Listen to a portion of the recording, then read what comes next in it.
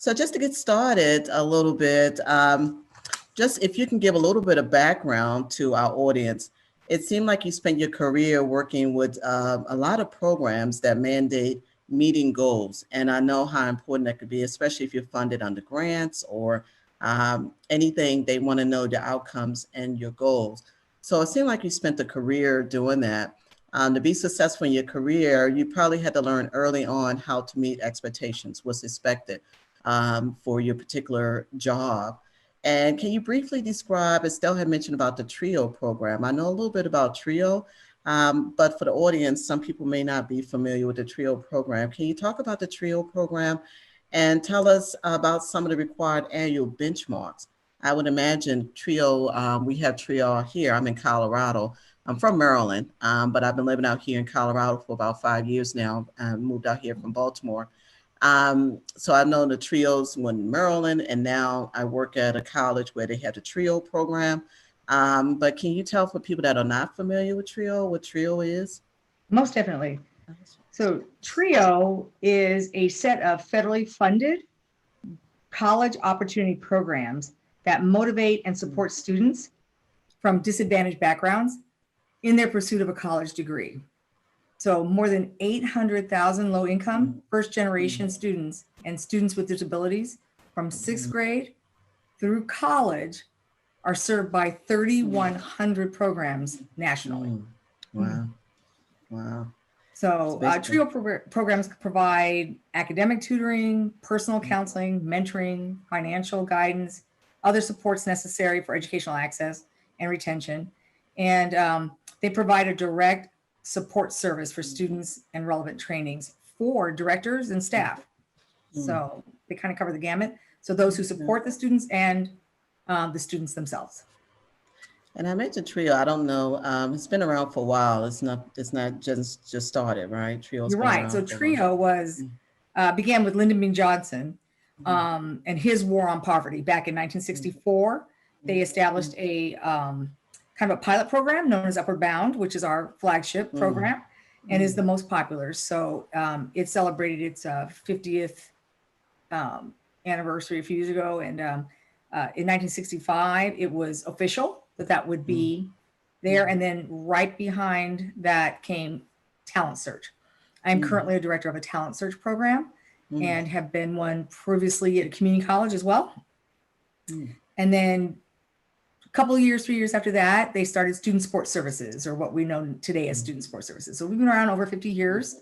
And then they've added some when need was necessary, such as Veterans Upward Bound and McNair, who addresses the improving professorships in higher ed. So Now, I would imagine, I guess, TRIO, since it's federally funded, they have benchmarks or outcomes they want each program to meet. Can you yes, share some of those things? What do they want you all to do as part of the program? definitely. So universally or in total, all of us have to do at least this one particular benchmark, which is 2/3 of our participants, our students, must come from families with incomes at 150% or less of poverty, of federal poverty levels, and in which neither parent has graduated from college. That is the standard throughout all TRIO programs. From there, they begin to have different benchmarks depending on the program. So, for example, Upward Bound does not mirror Talent Search, but we have a lot of the same benchmarks. But I can speak of my Talent Search program. I have one at the University of Baltimore, University of Maryland, Baltimore County. We serve 500 students from 6th through 12th grade. Wow, wow. And so I'm held to, of course, 2/3 must be low income and first generation college students, but the other benchmarks are objectives within my program that I must have, which is different than, for example, student support services. They must have a certain percentage that are disabled. Upward Bound has a summer program that's requirement. Talent Search doesn't have those things. So depending on the program you join and at what point you join, um, it has different benchmarks. So I can speak, but we're not race-based.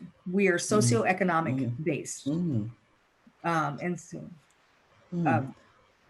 we're trying to improve lives of those families who've never gone to college and are low income. So interesting. Thank you so much. I've learned so much about it. I've always heard of TRIO. And like I said, I work at a college that TRIO, but didn't know as much about TRIO as I thought I did. So thank you for sharing that. Certainly. Appreciate it. Katrina, you've talked to me some also about benchmarks in terms of numbers, benchmarks in terms of number of kind of participation in different activities, and benchmarks in terms of exact outcomes. Could you maybe just talk about outcomes? Could you mention some of the outcomes that you require to get for those 500 students?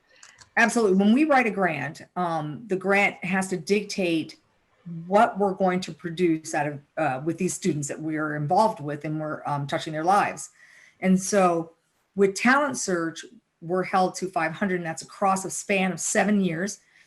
Ideally, the student joins us in 6th grade, is with us until they graduate from high school. During that time, we have to make sure they're promoting every year, they're getting support academically and things of this nature, and we have to meet with them. We also expose them to colleges and universities as well as cultural events. So these are all written into our grant, and we're held to providing services, and we have to document that and have that ready for anytime we're audited, of course, but that we are meeting those benchmarks. So we have a set of 5 objectives that we have to meet, and some have a 2-part objective. So of course we have to promote everybody, and we're held to a 95% promotion rate in our 6th through 11th grade grade levels. In our senior year, we have to, when our students are 12th graders, we're held to a 90% must graduate. And then we are held to 60% that have to enroll in post-secondary education. And that is written from the grant that we have. It is not going to be identical to another Talent Search down the road. It may mimic it, but they could choose different percentages and be approved. They're not held to the same percentages we write our grant. When we write our grant, we actually report those numbers that we're going to do within the schools that we've elected to support. And it is approved upon those. So the objectives are the same, the percentages may vary. Does that make sense? That makes a lot of sense. But boy, that's daunting. All of those things you have to track and you know, I mean, make sure that pretty much everyone meets. So I've seen you always with this calendar in front of you, your big you know, dry erase board, yes. all the things. Oh yes. And so so that's one of the ways that you make sure that you make all these marks, because if you don't make them, right, you don't, the federal government is going to dock you. Right. So every year I have to fill an annual performance report to the federal government that says, what have I done? Have I hit my benchmarks? Have I done the objectives we set out to do? And I have to have proof, because if I'm audited, I have to show that we actually did workshops. We went on field trips. We held a cultural event or to that nature. We actually are working with the student.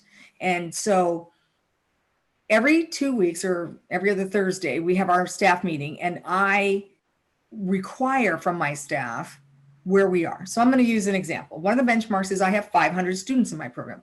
Well, we have to recruit to 500. And once we have them, that's great. But every year, 12th graders graduate. And so I need to replenish that population. It's about 80 a year. And so we need to recruit 6th graders, because they've, of course, promoted to 7th. So our goal is primarily to recruit in the middle school, because the longer we have them, the more we can do. And so we try and strive to fill it with 6th graders. And we do that by many different ways, but recruitment back up to the number 500 is our goal. So that's I would say our first goal coming out of the gate in an academic year. And we're held to doing it, as we wrote in our grant, by January. And my goal is always, it'd be great to have by Thanksgiving, but no later than Christmas. And we've been able to achieve that. In fact, last year we broke a record and had it by the third week of school. It was a phenomenal year.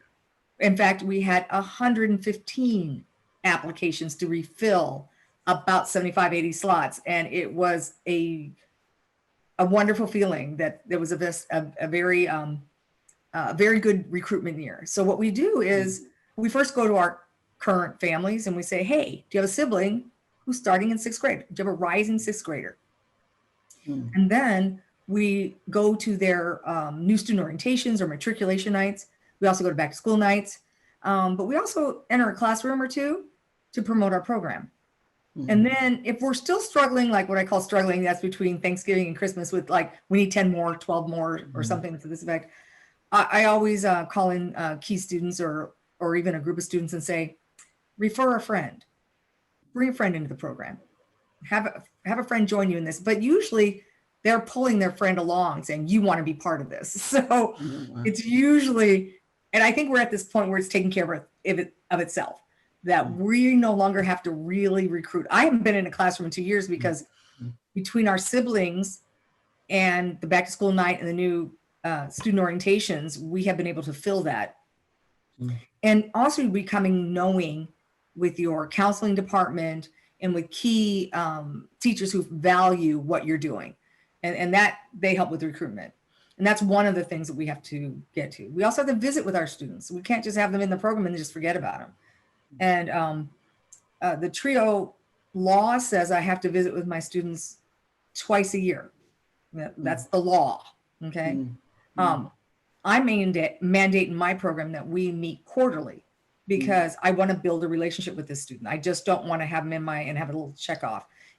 I want to get to know this student and that student and that student. And to that end, when you have 500 and I have 3.5 people on staff, our caseloads are quite hefty, but we're knowing most of our students well. And that's really a good thing. But we offer workshops on things from time management to how to get good grades to our high schoolers, or we're using Stephen Covey's 7 Habits of Highly Effective Teenagers. And so this is the things that we're implementing along to our students in the hope that they will not only arrive at graduation, but they'll arrive wanting to go to post-secondary ed. And that's the final goal. So we then have to secure where somebody's at, get proof of that, 2-year, 4-year, public, private, it doesn't matter, in-state, out-of-state, we just want you to pursue post-secondary education so we can change your trajectory. We want your family to begin a new tradition,